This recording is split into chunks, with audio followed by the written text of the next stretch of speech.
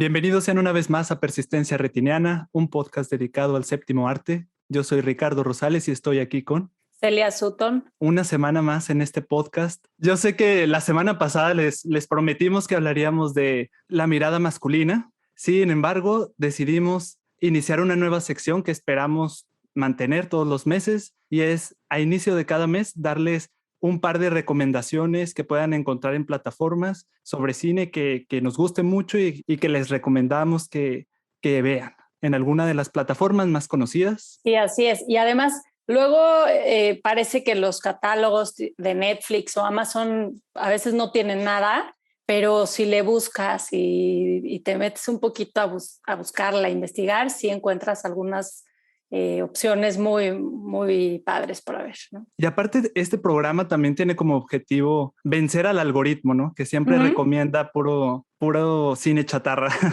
La próxima semana continuaremos con cine y la mirada masculina. Entonces, empezando, Celia, con una de tus recomendaciones. Sí, yo les quiero recomendar, si están saliendo al cine y están en la Ciudad de México, vale mucho, mucho la pena. Si es que se deciden a ir al cine, hay una película que está en Cinépolis, en las salas que ponen para cine de arte, y es de uno de mis directores favoritos. A mí me encanta. Es un director japonés que se llama Hirokazu Koreda o Koreda Hirokazu. Y tiene una filmografía súper interesante que a mí me gusta mucho. Es un cineasta muy humano, se preocupa mucho por los temas de las relaciones familiares, los temas, sí, sobre todo la familia y los lazos que unen a estos integrantes de la familia. Siempre plantea problemáticas y cuestionamientos que invitan mucho a la reflexión y además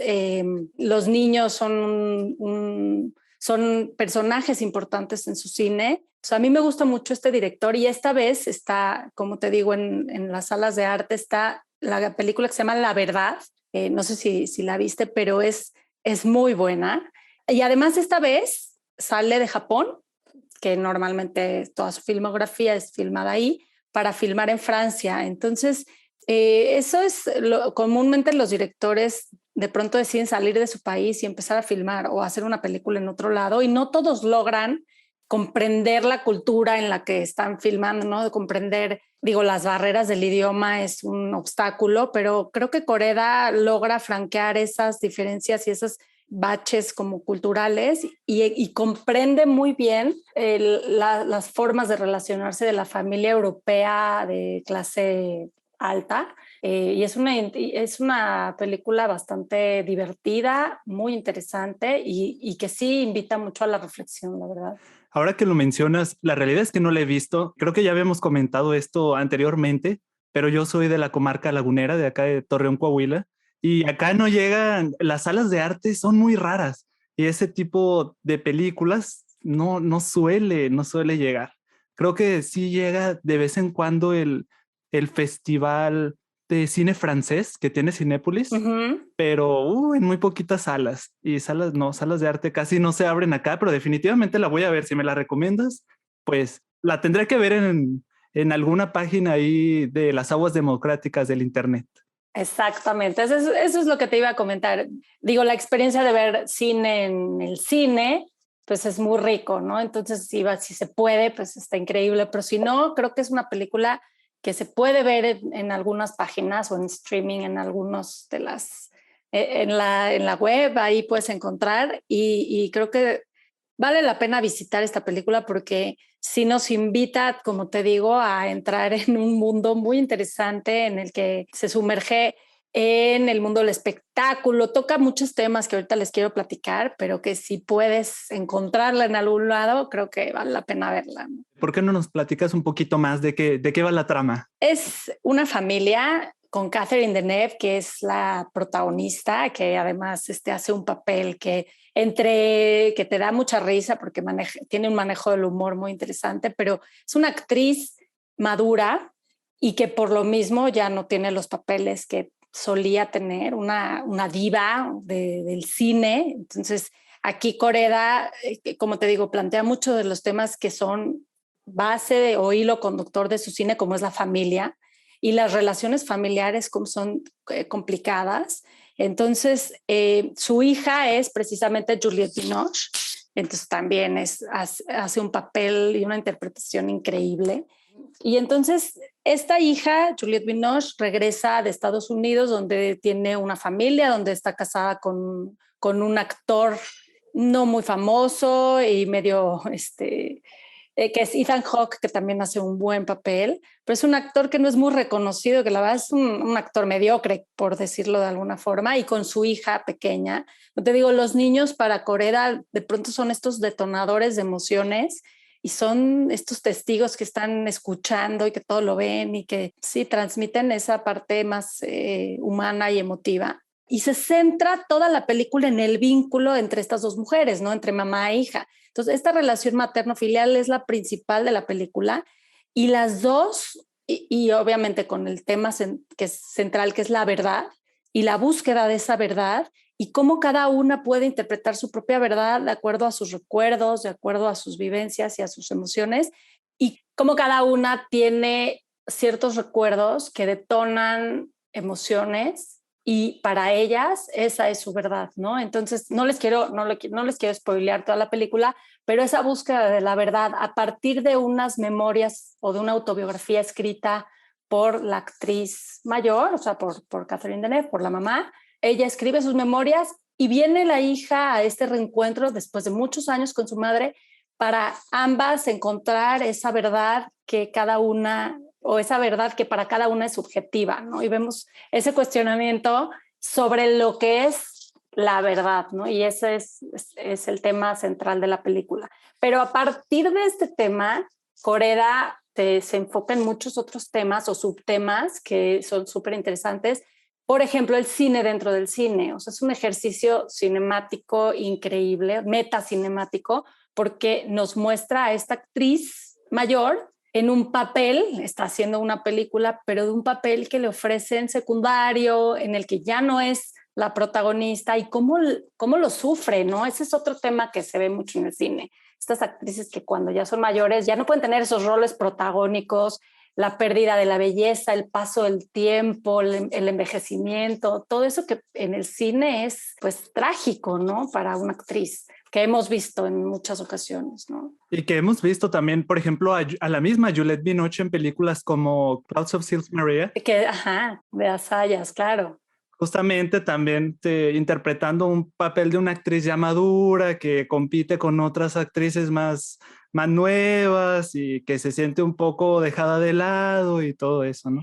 Sí, porque es que es muy cruel la industria cinematográfica con sus actrices, ¿no? Con las mujeres cuando ya no tienen esa belleza de la juventud y entonces los papeles que se les dan son de pronto muy insignificantes y entonces ella está precisamente en un papel de una mujer madura y que su madre ha quedado atrapada en el tiempo y no envejece y ella está envejeciendo más que su hija, más que su madre, o sea, la hija. Entonces hay un ejercicio del paso del tiempo, del envejecimiento en las dos historias, en la que se está filmando dentro de la película y en la que estamos viendo entre madre e hija. Entonces, la relación madre-hija está también en las dos historias y el paso del tiempo está en las dos historias. Entonces, una película súper compleja, complicada, pero no complicada de ver, sino todo lo que lleva adentro, toda la subtrama es muy rica para analizar,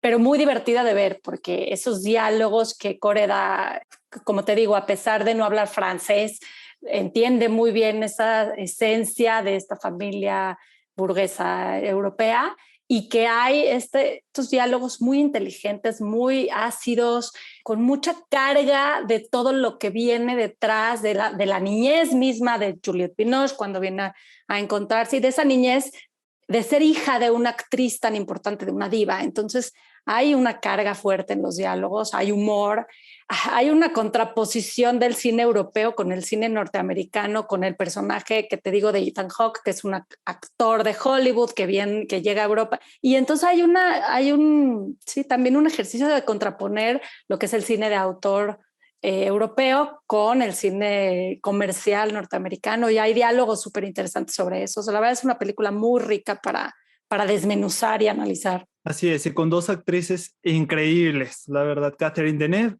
y Juliette Binoche. Sí, o sea que es un agasajo por todos lados, o sea, vale la pena. Y siempre Koreda, lo interesante de su cine es que siempre deja cuestionamientos sin respuesta. Normalmente te deja con cosas, con temas para la reflexión, con temas para pensar después.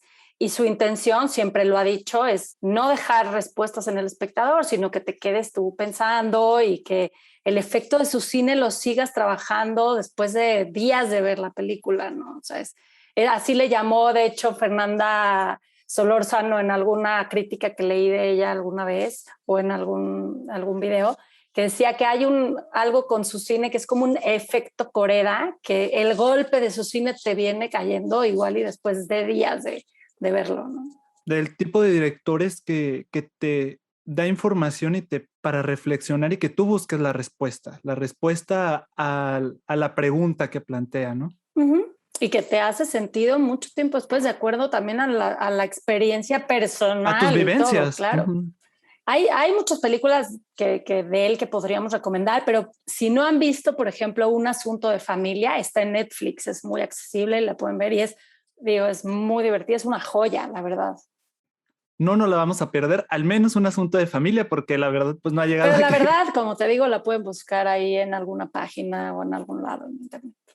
Y para quienes vayan al cine, no se la pueden perder. Están en la Ciudad de México, no se la pueden perder.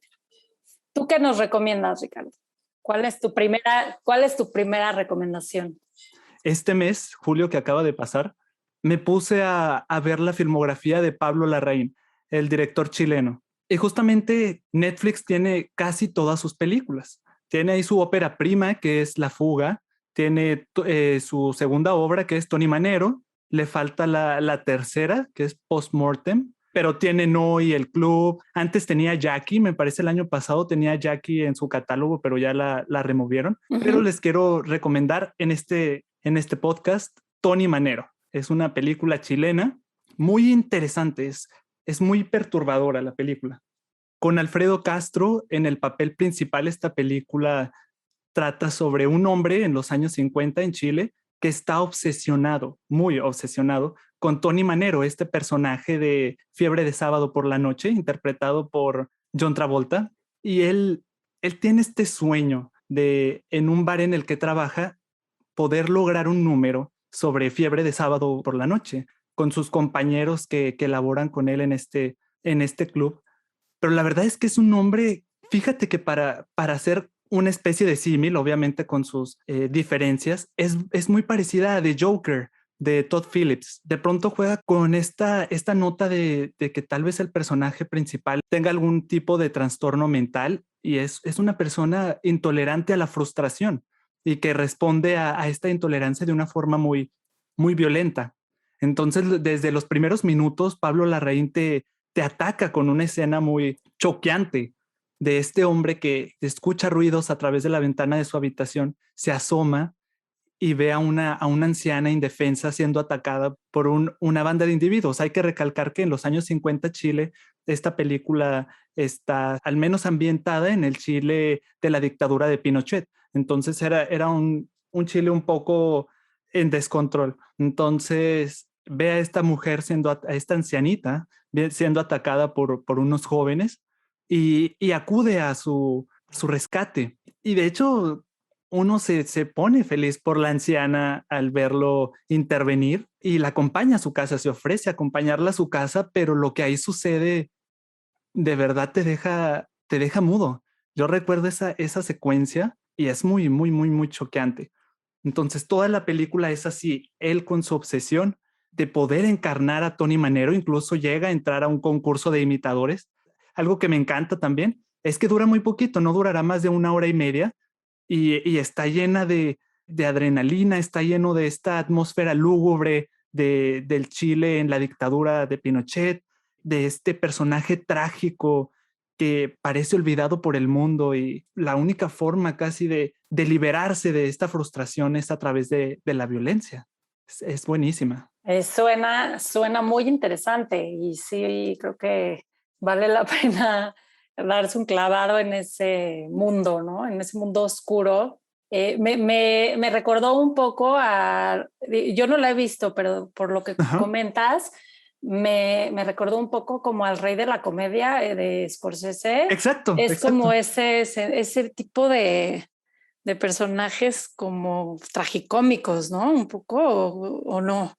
Verás que si bien El Rey de la Comedia sí tira un poquito más para lo cómico, esta película de Pablo Larraín es totalmente oscura, es siniestra. O sea, no maneja para nada el humor. No, no maneja para nada el humor. De hecho, todos los personajes siempre son muy serios, son muy estoicos, casi inexpresivos. Y no, tira un poco más para lo oscuro, para lo siniestro. Pero sí, ha de tomar mucha influencia en El Rey de la Comedia, que también de Joker, pues tomó su influencia de esas películas. Ujú. Sí. Sí, claro, porque el personaje termina siendo un antihéroe por completo y, como dices, con mucha carga de violencia y con mucha agresión y mucho resentimiento, ¿no? No sé. Así es. Y se vuelve un poco difícil incluso empatizar con él, pero eso es parte de la magia de la película. ¿Qué es lo que va a ser próximo al siguiente evento que no salga como él lo esperaba? ¿Cómo es que va a reaccionar? Siempre es la pregunta con esta película. Ah, pues suena muy atractivo. Para cualquiera que le interese, les digo, casi toda la filmografía de Pablo Larraín está en Netflix. Y ahora que mencionas también El Rey de la Comedia, si no bien lo recuerdo, también es parte del catálogo de Movie de Martin Scorsese y también la pueden ver, No la pueden ver ahí. Sí, también vale mucho la pena. sin duda. Pues mi segunda recomendación está en el catálogo de Netflix, entonces creo que también es una oportunidad de ver esta película y aprovechando la fama de la directora, la fama reciente con su última película que fue Nomadland, que ganó el Oscar a Mejor Película y a Mejor Directora, es Chloe Zhao. Y esta película que les comento es anterior a Nomadland. Creo que a mí personalmente me gustó más. Creo que es más consistente su guión y creo que es muy interesante la historia que nos cuenta. Y es cuando se empieza como pues a consolidar todo su estilo cinematográfico que veremos en la imagen que nos presenta en Nomadland.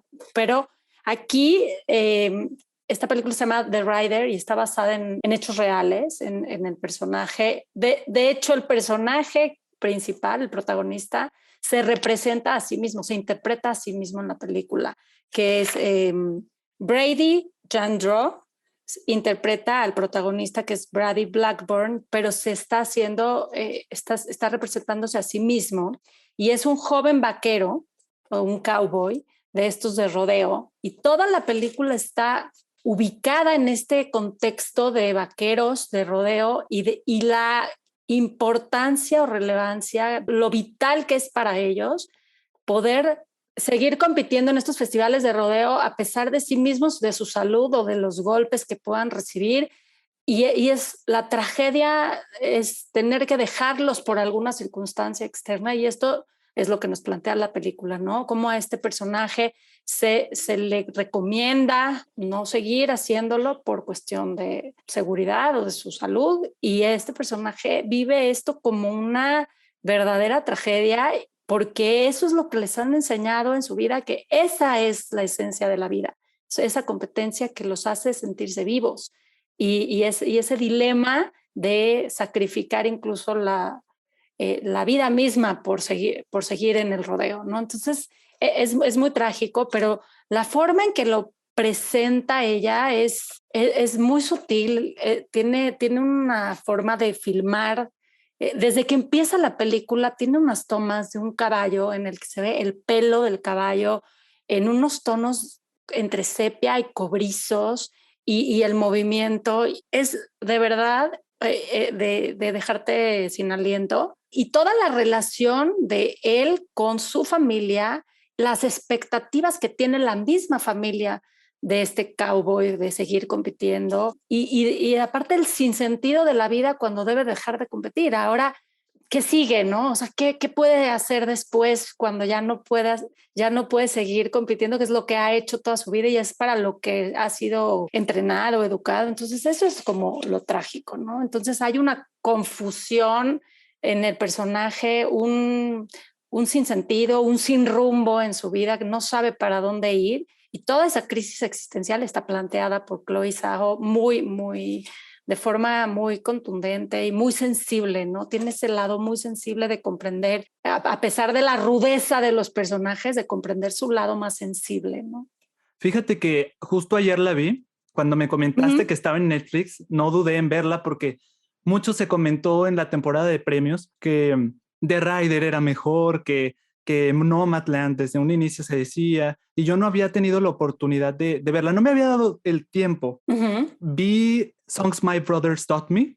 Ah, esa yo también la vi y está en Movie, ¿eh? Esa está en Movie, la pueden ver también ahí. Esa es la primera, es su ópera prima. Así es que justamente cuando salió Nomadland y todo este boom que hubo después de que ganó el Oscar, Movie la subió y me pareció bastante buena, como que tiene un estilo muy naturalista de filmar. Creo que ella misma ha dicho que la ha inspirado mucho el cine de Terrence Malick, que es un cine ya no muy artificioso, a pesar de que sí lo es, pero no luce como tal, porque es un cine muy planeado. Se nota que está planeado cada detalle. Es muy minucioso su forma de filmar. Sí. Así es, pero a pesar de eso, luce muy natural y muy casi sin esfuerzo, a pesar de que se nota que ella escoge las horas exactas a las que tiene que filmar y los movimientos de cámara que se deben de usar, a pesar de que se nota que en sus películas le permite a su operador de cámara fluir libremente, pero dentro de ciertos límites. Se nota que está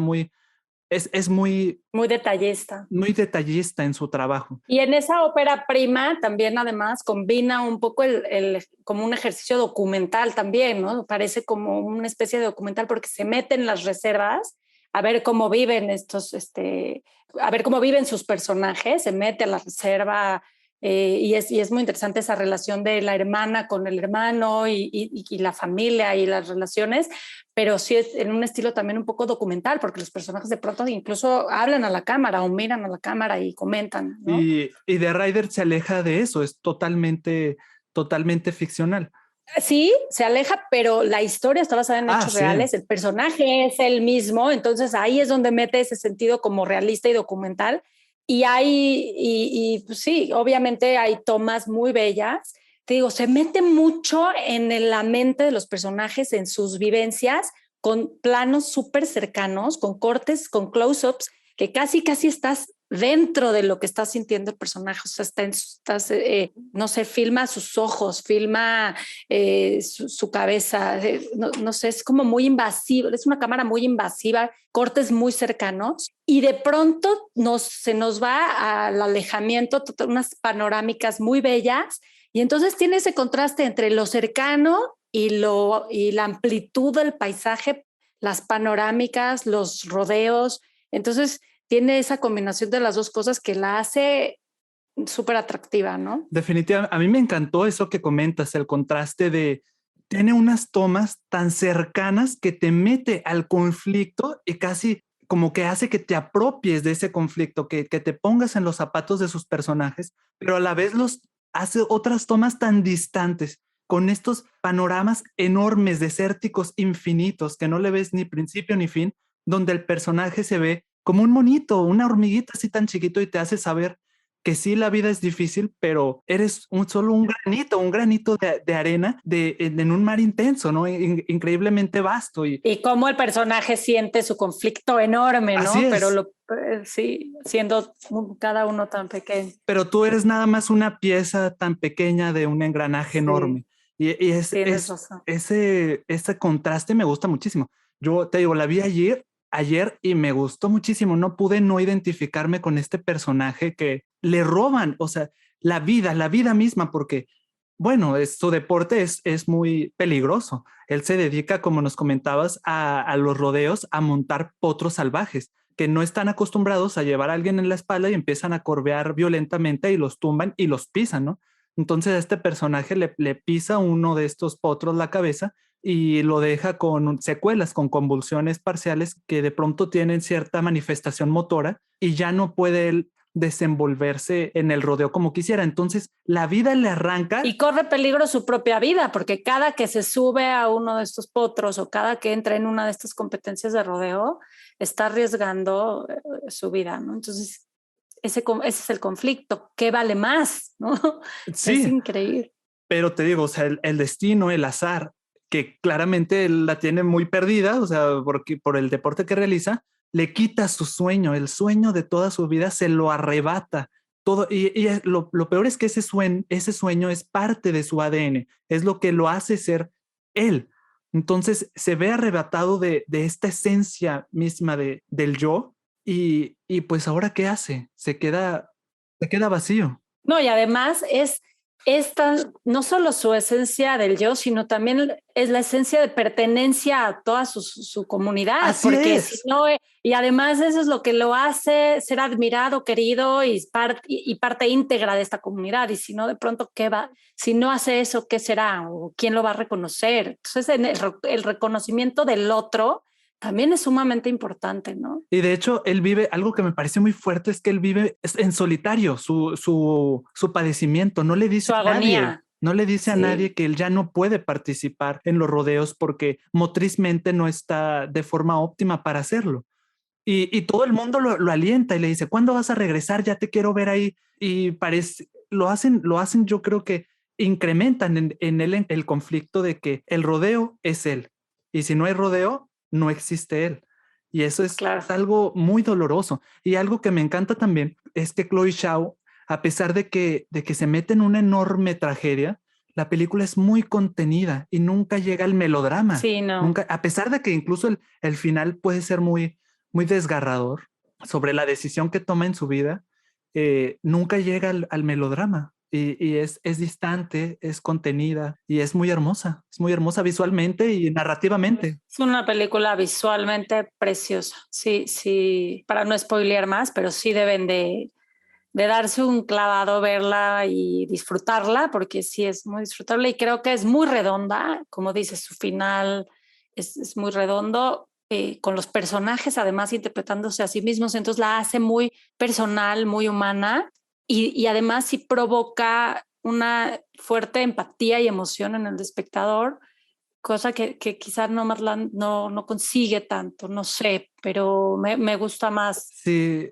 y a pesar de que mete muchos de los ejercicios que había realizado en esta película, como dices tú, Ujú. estos personajes como que uno lo siente aún más realista porque uno no lo sabe hasta que ve los créditos, ¿no? Que los mismos personajes se están interpretando a sí mismos. Y es algo que vuelve a aplicar en Nomadland, donde dice, Frances McDormand va a ser la principal nómada, pero todos los que la rodean van a ser nómadas reales, que eso hacen en su vida. Pero justamente, no sé si sea la presencia de Frances McDormand o el guión, hay algo ahí que no te permite conectar, Conectar, como en esta, ¿no? Y aquí, como en esta. sí, aquí ves al papá, que es su hijo, es el verdadero papá, entonces hay una conexión tremenda entre ellos, la hermana es Su ella, hermana con Asperger. exacto, y sobre todo Lane Scott, que es uno de los que sale interpretándose a sí mismo, que es uno de los. De los amigos y que en la vida real también es su amigo. Sí, pero queda parapléjico en un accidente y tampoco puede seguir haciendo lo que había hecho toda su vida y era creo que el mejor cowboy del rodeo o algo así. Entonces, De toros. Él montaba toros salvajes, pero ahí como que también uno se queda con esta sensación extraña de que, porque él incluso ya tetrapléjico y aún así desea regresar a pesar de lo vivido, es muy extraño. La identidad del arraigo que tienen a este deporte tan extremo. no, eso es lo que les da sentido a su vida. Entonces de pronto se encuentran sin ese rumbo, sin dirección, sin brújula, se sienten completamente perdidos. Y lo interesante es cómo le deben o lo que tienen que hacer, o sea, ese trabajo que tienen que hacer para encontrar un nuevo sentido a su vida, encontrar otra dirección, un rumbo nuevo. Así es. Toda la película vemos a este personaje destruido y de cierta forma como que tratando de armarse a sí mismo. Sí es muy dolorosa, la verdad. Pero véanla, Pero hay que como dices, verla. muy Es bella, bella, sí, no, es muy bellísima. bella. Hay que verla porque quién sabe cuánto dure en el catálogo, ¿no? Entonces hay que aprovechar Sí, definitivamente. hay que aprovechar. Si van a ver alguna película de las que les recomendemos, esta es la Exacto. principal. Y si quieren seguirse con Chloe, pueden ver en Movie su ópera prima también. canciones que mi hermano me enseñó. Definitivamente. Yo, fíjate que de las otras películas que les quería recomendar son películas que vi. Este mes tuve un viaje a San Luis Potosí y lo tomé en camión. Y en el camión tenía estas dos películas y me gustaron muchísimo. Una de ellas fue, la revisité, que es Her de Spike Jonze. Ajá. Me gustó muchísimo, pero creo que hay una relación entre estas dos películas. Ahí espero que irlas elaborando durante el programa, pero es la importancia que han tomado las redes sociales últimamente y la tecnología, el avance de la tecnología y las redes sociales, en los cambios que ha generado en la forma en que convivimos. Y en el caso creo que Her es la que más es obvia, la conexión que tiene con este tema. Para aquellos que no la han visto, Her se trata de un hombre solitario en una especie de futuro, es una película futurista que se dedica, y esto es muy extraño, se dedica a escribir cartas a mano, por así decirlo, entre comillas, que él le dicta a una inteligencia artificial y la inteligencia artificial va haciendo la caligrafía de esas cartas, él la redacta por encargo y las envía, no sé, a tu pareja, a tus padres, a tu amigo, pero son tarjetas personalizadas, ¿no? Y este digo, es algo muy extraño porque incluso algo que donde dejas la esencia humana, como lo es una carta, es algo ya totalmente automatizado.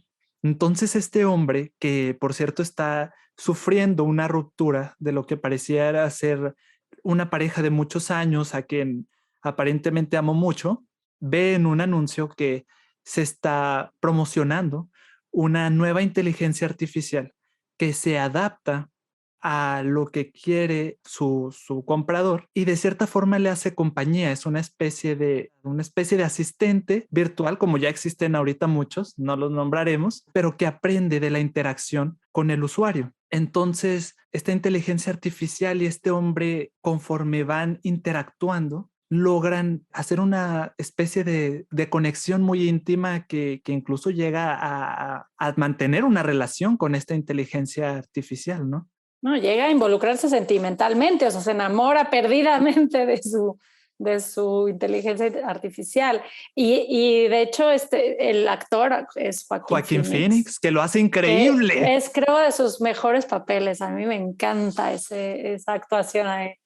Digo, es un actor muy completo, pero en esta película sí te transmite la soledad. Esa soledad, esa necesidad de vínculos y que no encuentra y que no tiene forma de relacionarse con otros de la forma en que se relaciona con esta inteligencia artificial, ¿no? Así es, y es lo que te digo que me gustó mucho esta otra vez que la vi, que siento que las redes sociales, a pesar de que sirven para conectarte con otras personas, no hay que negar que tú y yo ahí nos conocimos. Ajá. Por medio de un grupo, de un taller, de un grupo de WhatsApp. Exacto. Pero a pesar de que te conectan con otras personas, a la vez te desconectan personalmente, o sea, frente a frente, materialmente te desconectan de esos individuos que te rodean. Y pues esta película de cierta forma plasma esa misantropía a la que nos va llevando la tecnología. Y también sabes que esta burbuja personalizada que crean las tecnologías. Ahora los anuncios son personalizados dependiendo de lo que tú vas buscando en Google o en Yahoo o cualquier buscador que utilices. Las computadoras van guardando información y a partir de ahí van conociendo qué necesitas. ¿Qué necesitas? ¿No? Antes de que tú sepas que lo vas a necesitar, ellos ya sabe la computadora. Exactamente. Antes que tú, es increíble. Te recomienda ciertos videos de YouTube y otros te los esconde. Te anuncia Mercado Libre alguna cosa que habías estado viendo y te la pone en oferta. Sí, es cierto. Cosas muy extrañas, o sea, pero va creando una burbuja de personalización. Que te aísla además del contacto humano con los demás. Ya no necesita el hombre, ya no necesita contacto humano porque todo lo tiene al alcance de un clic. Entonces ya no tiene que buscar personas, sino... Así es, pero aparte que va cultivando en ti la misantropía de que cada vez menos te va gustando convivir con otras personas, pero en parte de eso es porque esta burbuja personalizada te hace intolerante al disconfort. Por ejemplo, si yo ya no quiero escuchar algo, me pongo mis audífonos y pongo Spotify y me desconecto del mundo. O ahora con la realidad virtual, que es un poco más tangible la desconexión del mundo material. Entonces se va creando una burbuja especial para uno mismo que el disconfort ya se vuelve intolerable. Entonces, este personaje se nos muestra, él mismo lo dice, que se cansó de luchar con su pareja, de enfrentarse al matrimonio, porque ese es o al menos un compromiso, eso es lo que implica, que no pueden estar de acuerdo, pero siempre están tratando de llegar a un punto medio. Y esto es muy interesante porque por eso rompe con su pareja física eso mismo explica por qué se atreve a mantener una relación sentimental con una inteligencia artificial que lo conoce al dedillo y sabe cuando está triste, cuando está feliz, sabe por dónde llegarle y simplemente lo hace, como tú dices, lo hace sentir tranquilo con sí mismo y muy importante, porque esa inteligencia artificial lo conoce de pe a pa, porque toda la Sabe información. cuándo debe de callarse, sabe cuándo debe de hablar y él también, cuando se cansa la paga y se acabó, no necesita él tiene todo el control en ese Así sentido es. también. Y eso es algo que me parece increíble de esa película. Cada vez parece que nos acercamos más a ese futuro que plantea Spike Jonze. Entonces, sin duda la tienen que ver. Así es. Sí, es una película que sí es el claro ejemplo de posmodernidad en el cine, que te habla de eso, ¿no? De la desconexión humana y de la soledad y aislamiento que supuestamente esta tecnología que está para integrarnos o para hacer una forma de comunicación más sencilla y fácil, está siendo cada vez más La que nos separa. aislante, la que nos separa y más aislante para las personas. Entonces, generadora de mucha soledad, ¿no? De comodidad, pero de soledad, ¿no? Así es. Pues sí es una gran recomendación y sí hay que volverla a visitar. ¿En dónde la podemos ver? ¿Está en Amazon Prime? La película está disponible en Amazon Prime. Ah, no es cierto. Ahora lo revisé y se puede ver en. Esto estaría muy raro. Obviamente, lo ideal sería que la vieran en alguna página de internet que ustedes gusten, la de su preferencia y confianza. Pero me metí a Amazon Prime y la busqué y me apareció que estaba disponible en Paramount Plus. Entonces, no sé si habrá alguna persona muy extraña que se haya contratado Paramount Plus entre mares y mares y mares de streaming de paga. La pueden ver ahí. Y si no, pues en las aguas democráticas del Internet la pueden buscar y gozar increíblemente, porque formalmente la película también es increíble, con esta paleta de colores pasteles y estos atuendos como que futuristas, pero a la vez Anacrónicos, ¿no? O sea, como que no se pueden identificar de qué época estamos hablando, ¿no? así es. No te puedes aburrir con esa película, ni visualmente ni narrativamente. Sí, no, claro que no. Y además, yo creo que si la vimos cuando se estrenó, pues era algo como que nos causaba incluso incredulidad. Y de pronto, ahora si la volvemos a ver, decimos, bueno, es que ya no estamos tan lejos de eso, ¿no? Entonces, ese es el golpe de la película, yo creo, el golpe certero. Así es. Y eso que no estamos o sea, no es tan vieja. La película tendrá, yo creo, unos No, 7 años, creo que es del 2014. Entonces ahí nos damos cuenta que la tecnología está avanzando a pasos agigantados, ¿no? Entonces nosotros tenemos también que estar al nivel de estos cambios. estar preparados. Y la voz de ella, de esta inteligencia artificial, es Scarlett Scarlett Johansson, ¿no? Johansson, que lo hace también increíble, a pesar de que solo aparece su voz. Pues qué buena recomendación. Y entonces la siguiente película que viste, que la vas a conectar con esta, ¿cuál es? ¿Qué recomendaciones? Fíjate que esta otra película dista mucho de la tecnología y de las redes sociales, más sin embargo hay mucha de la esencia actual que inundan las redes sociales y esta película es Blue Jasmine del 2013 de Woody Allen Claro. con Kate Blanchett y Sally Hawkins como protagonistas.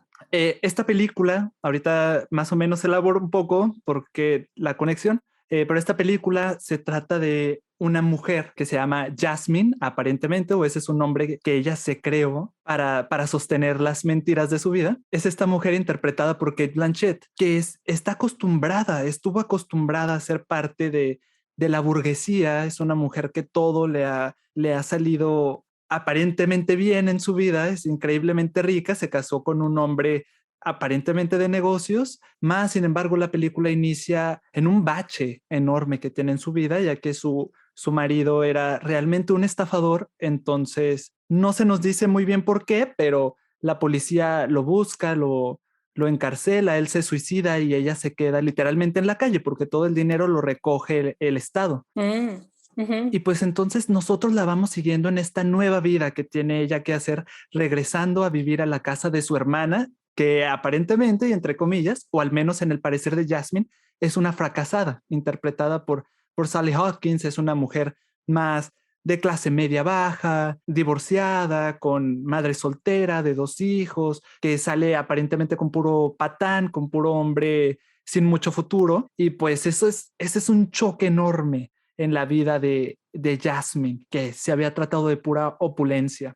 Entonces, obviamente, toda la narrativa está a través de estos diálogos típicos del cine de Woody Allen, que es una comedia trágica, y estos comentarios con jiribilla y muy inteligentillos, y una narrativa bastante inteligente, no le falta nada, se desarrolla muy suavemente, con mucha clase, con un final, ¿cómo se dirá? No muy contundente, pero sin embargo hace el trabajo. No es de los mejores guiones que ha hecho Woody Allen, ni mucho menos, pero sí me parece que es de lo mejorcito que ha hecho en su último trabajo. En la última etapa, ¿no? Sobre todo en la última década. Es de los mejorcitos que ha hecho. Y algo que, como les comento, me interesó mucho de esta película es que evoca a lo que se busca ahora en las redes sociales, que es las apariencias.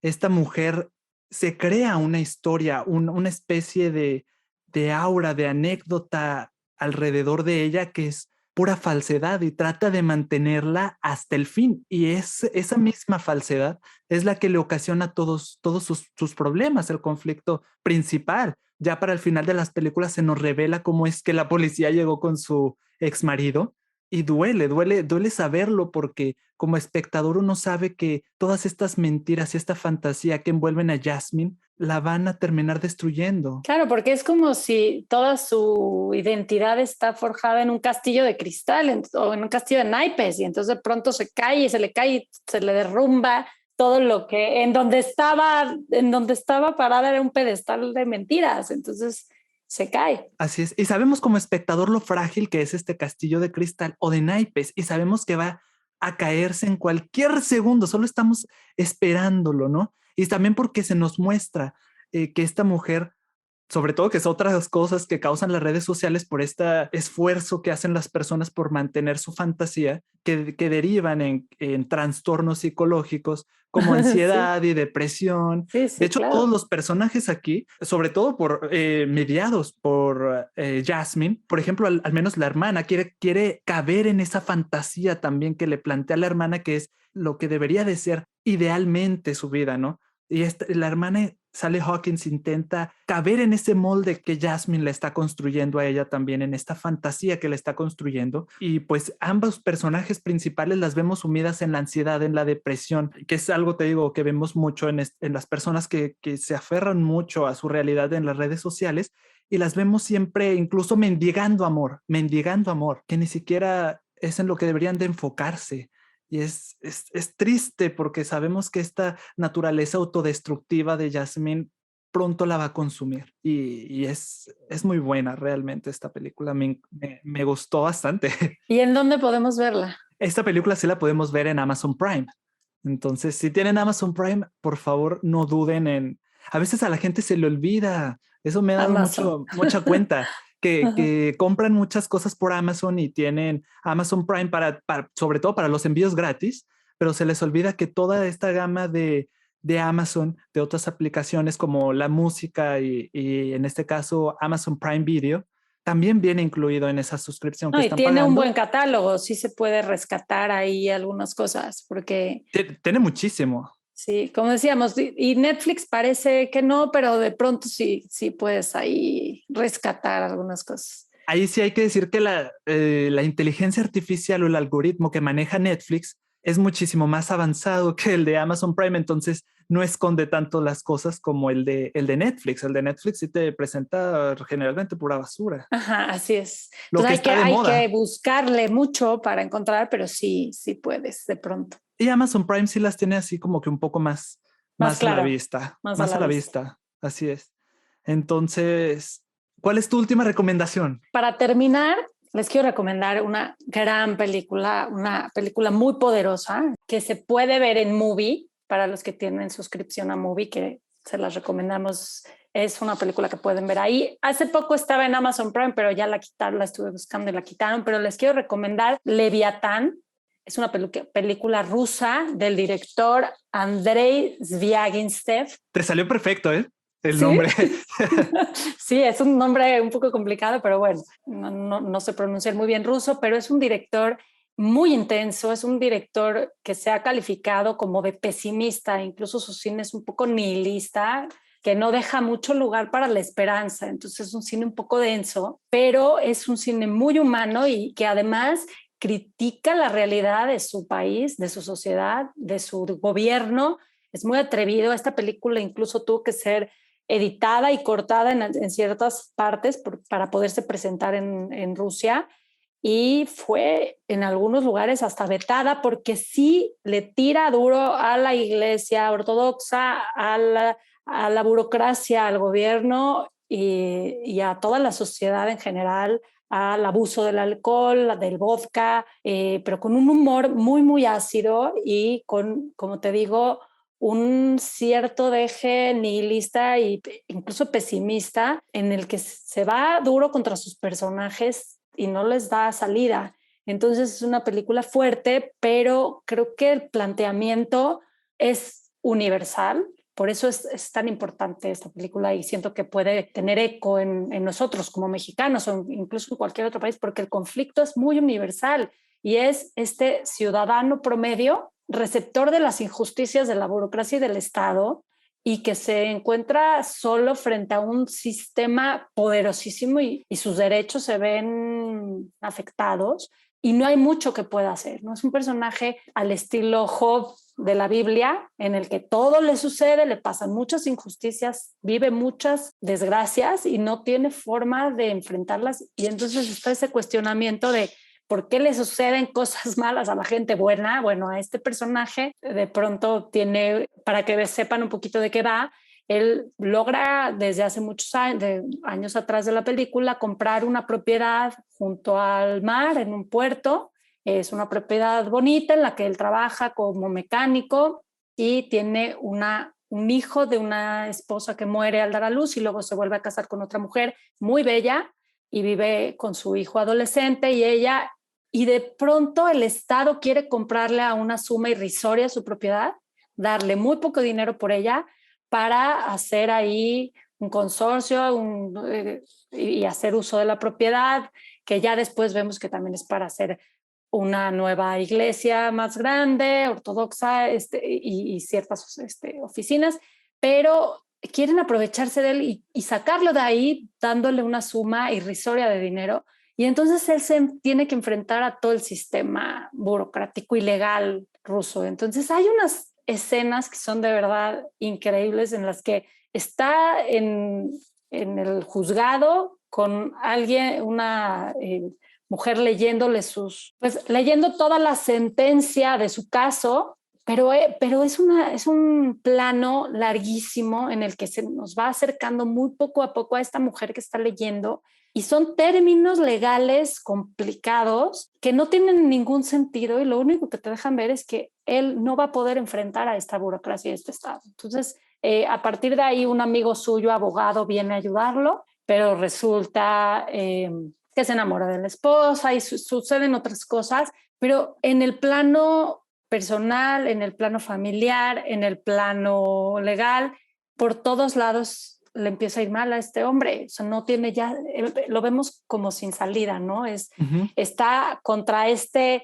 monstruo que puede ser el Estado, que puede ser la ley, que puede ser la iglesia, los líderes de la iglesia. Está ante este monstruo que es representado con un esqueleto de una ballena enorme, con huesos de una ballena enorme que están estancados en la playa y que visualmente regresamos mucho a estas tomas que son imponentes de una playa enorme, con un esqueleto de una ballena enorme también anclada en la playa o estancada en la playa. Es este Leviatán, que es este monstruo bíblico también, que es es como un satán o como el mal engendrado en este Leviatán, en este monstruo, y es este estado, este poder al que él no va a poder enfrentar, ¿no? Entonces, y él es digo, Zviagintsev lo había comentado, que él es una especie de Job, un personaje que representa al Job bíblico, al que todo le sucede y se tiene que enfrentar a la maldad. Castigado por Dios, ¿no? Y es castigado por Dios. Entonces,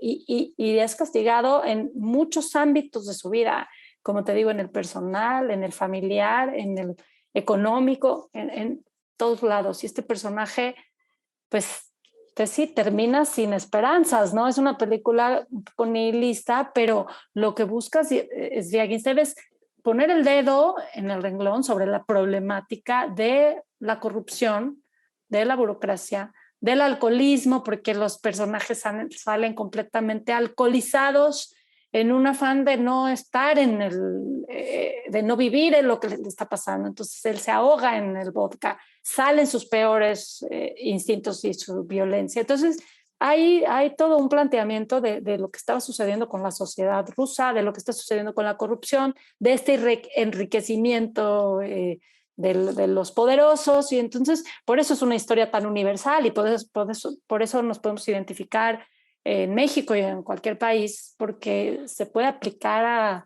a situaciones comunes, ¿no? Entonces es muy interesante y visualmente es muy interesante, como te digo, este lugar tan bello pero sombrío, frío, de pronto una playa muy, muy, muy larga, muy, muy grande, y estas tomas muy, muy largas de los esqueletos ahí de las ballenas en la playa. Entonces vale la pena verla porque sí es una película muy imponente y creo que muy universal, ¿no?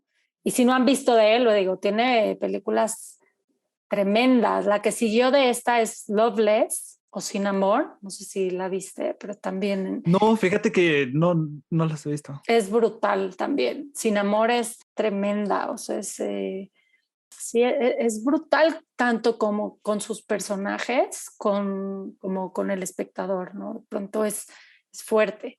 ¿Y están en Movie? Están en Movie. También creo que Elena, que es la anterior a Leviatán, también es muy buena, y creo que están en Movie. No sé si solo Leviatán o las demás puedan encontrarlas ahí. Y si no, en la red también pueden encontrar Elena, Leviatán. Tiene otra que se llama El Retorno, que también es la relación de un padre con sus hijos y se van a una isla, y no les cuento más para no echarles más a perder, pero sí, exactamente, sí es una filmografía que vale la pena revisar. A mí Leviatán me había aparecido en Movie como recomendación y no me había animado a verla todavía porque está un poquito larga. Yo soy más de películas un poquito cortas, pero si está larga y así de buena como dices, definitivamente me la voy a echar. Que dura como 2 horas y media, ¿no? Un poco Sí, más. 2 horas y media. Sí, hay ciertos momentos en que quizá lo sientan un poco lento el ritmo, porque ese es su estilo también de filmar, y estamos viendo una película rusa que de por sí, pero no es un director en que su cine no sucede nada, sino y en Leviatán están sucediendo muchas cosas al mismo tiempo. Por eso te digo, este personaje es golpeado por distintos frentes, entonces sí están sucediendo cosas, pero claro, hay planos, secuencias muy largos, hay momentos de mucho silencio, mucha contemplación, hay momentos de una música fuerte de Philip Glass, que es con quien trabaja, este compositor con quien trabaja Zviagintsev. Entonces sí creo que es como una película diferente si quieren ver algo distinto, ¿no? Y encontrar las similitudes en las diferencias, ¿no? Porque es una cultura completamente diferente, pero como hay muchas cosas en las que podemos identificarnos con los personajes, con el sistema, como te digo, con los abusos del poder, con los abusos de la corrupción, la burocracia, todo el papeleo. Como te digo, hay una escena que hablan y papeleo y papeleo y papeleo, pero el final es el mismo. Igual se tiene que salir de su casa, entonces no va a poder contra el monstruo que es el Estado, ¿no? Hay un personaje que es el alcalde, que también hace una interpretación increíble, borracho, abusivo, violento, y tiene en su despacho colgada la foto de Vladimir Putin. Entonces, por eso te digo que no gustó mucho. En Rusia lo criticaron de antirruso, de criticar a su sociedad, de no dejar bien parado a su propio país, ¿no? Entonces, creo que vale la pena por asomarnos ahí a esta problemática rusa. Otra vez, en este caso, las apariencias que quieren mantener y a partir del nacionalismo, que no es sostenible porque todos sabemos cada sociedad cómo se desarrolla, la verdad ahí no se puede esconder. Entonces, poco importaría que censuren la película de este director. Así es. Y hablando un poco de las redes sociales, de lo que decías, en su siguiente película, que es Sin Amor, es precisamente una mamá que está todo el día en Instagram y entonces no suelta el teléfono y está en las redes sociales y de pronto descuida a su hijo, y de ahí viene lo trágico de esa película, que no le presta atención a su niño, a su hijo, que es un menor de un niño, y se pierde. Entonces es una película fuertísima. Creo que es la más desgarradora película de Sviagintsev, la de Sin Amor. Bueno, pues ahí lo tienen, 6 recomendaciones para ver este agosto, tanto en Netflix, Amazon Prime, Movie, como en el cine, para aquellos que se animen. A pesar de la pandemia, es una decisión personal, pero para aquellos que se animen a acudir al cine a ver una película buenísima. Así es. Pues espero que les gusten y espero que las busquen, las revisen, las vean y las disfruten. Y el siguiente mes vendrán otras recomendaciones. No se les olvide que la próxima semana vamos a estar hablando de la mirada masculina en el cine. Vamos a revisar un poco Visual Pleasure en Narrative Cinema de Laura Mulvey. Así es, y escuchen los podcasts y nos pueden seguir en nuestras redes.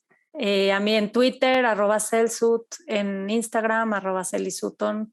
Me pueden leer en elespectadorimaginario.com, que es una revista de cine digital. ¿A ti, Ricardo? A mí me pueden encontrar en Instagram como TheRicky.com y en YouTube y Letterboxd como TuCatchAFilm. No se les olvide también escribirnos a nuestro correo persistenciaretiniana.podcast@gmail.com. Cuéntenos si vieron estas películas y qué les parecieron y otras recomendaciones que ustedes nos den a nosotros. No duden en que las vamos a ver porque nos encanta mucho el cine. Así es. Pues hasta pronto y que tengan una buena semana. Hasta la próxima semana. Gracias. Bye.